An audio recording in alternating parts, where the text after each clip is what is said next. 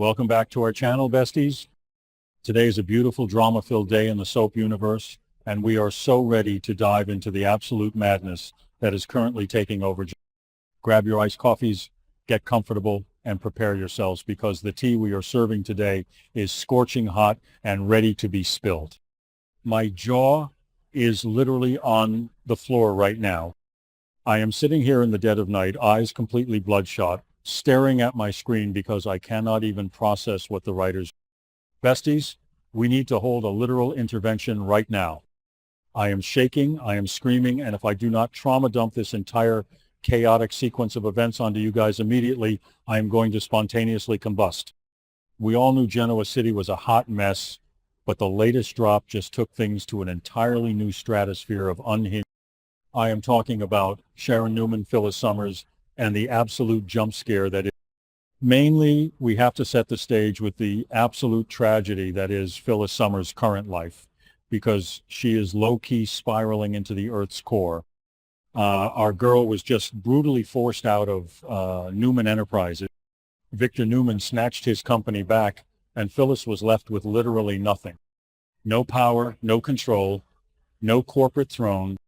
So what does she do? She tries to patch things up with her son Daniel Romalotti at Society. And let me tell you, it was a total disaster. Daniel was not having it. He literally looked her in the eye and told her she hasn't learned a single thing from her mistakes. He completely called her out for playing the victim because she didn't step down voluntarily. She was forced out. Phyllis ends up storming off in tears, and who is watching this entire tragic? Sharon and Noah Newman. Then, in a twist that proves we are living in an alternate reality, Sharon actually feels bad for Phyllis. Yes, you heard me. Sharon Newman, who has spent decades warring with Phyllis over literally every man in this town, decides to play the savior. Sharon tracks Phyllis down to Crimson Lights and gives her this massive pep talk.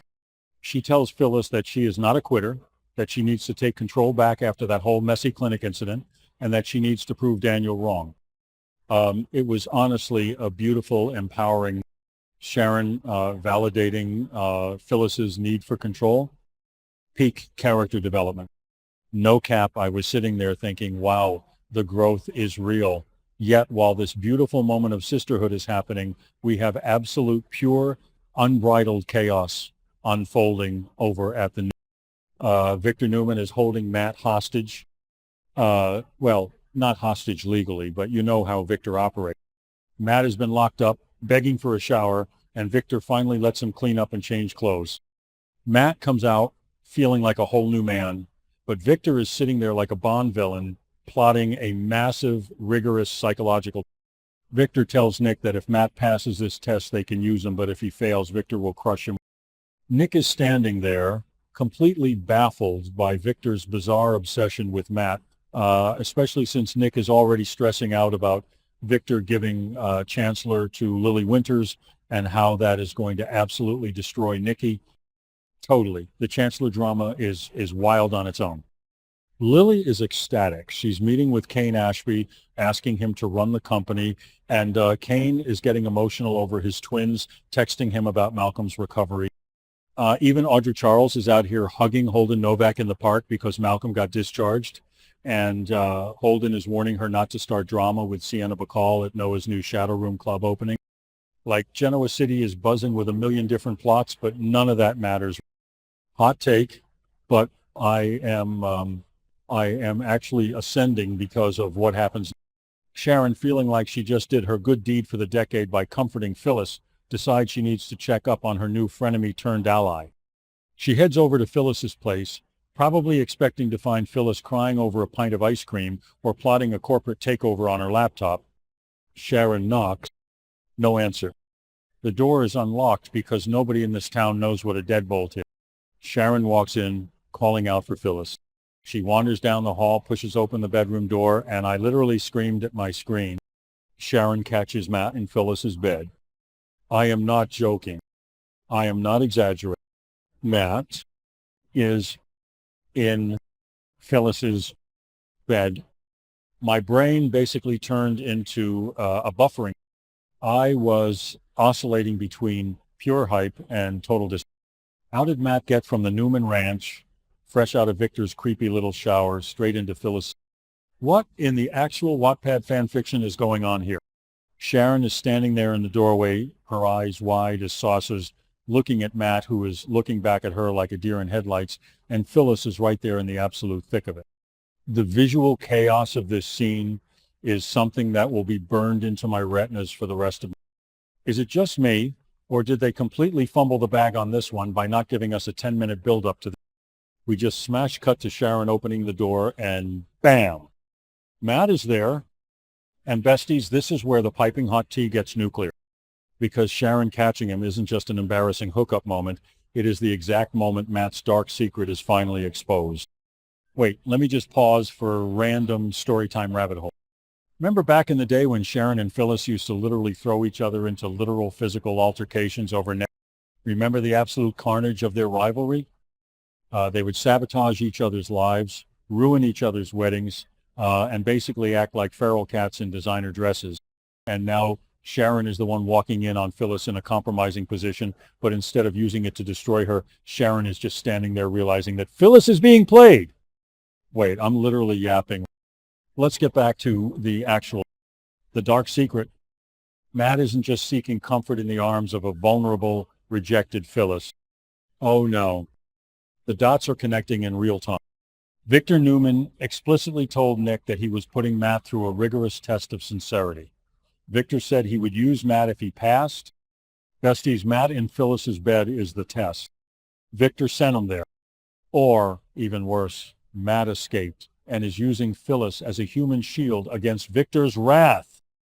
Either way, Matt is manipulating a woman who was at her absolute lowest. Phyllis just lost her company. She just lost her son's forgiveness, and she is desperate for validation.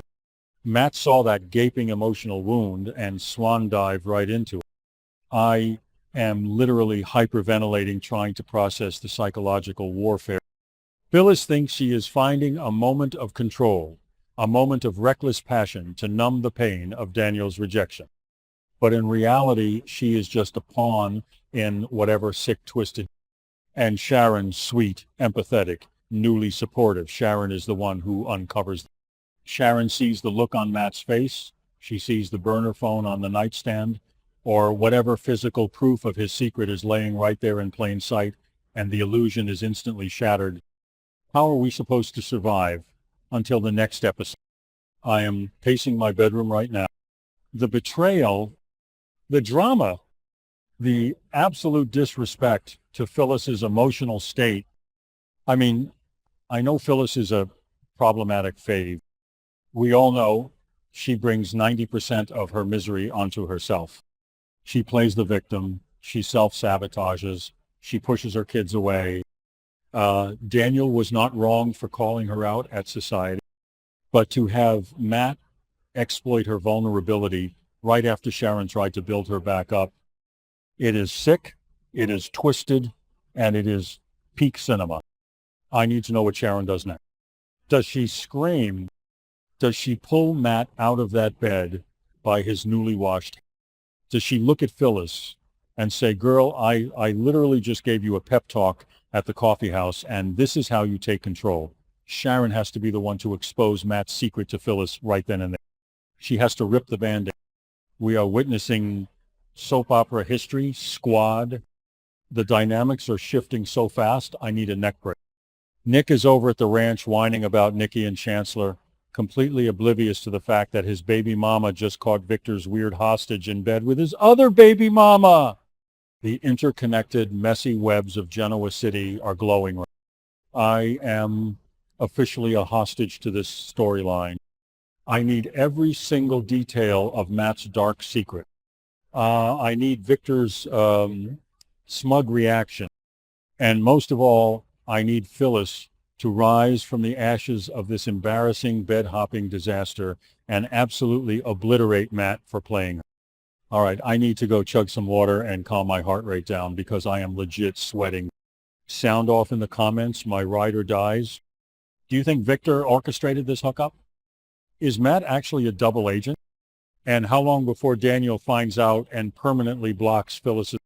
Drop your theories, Smash that like button, and I will see you guys in the next video when I inevitably have another total meltdown over this show. Thank you for watching my video. I will be updating regularly with the latest news, so please remember to subscribe to my channel to support me.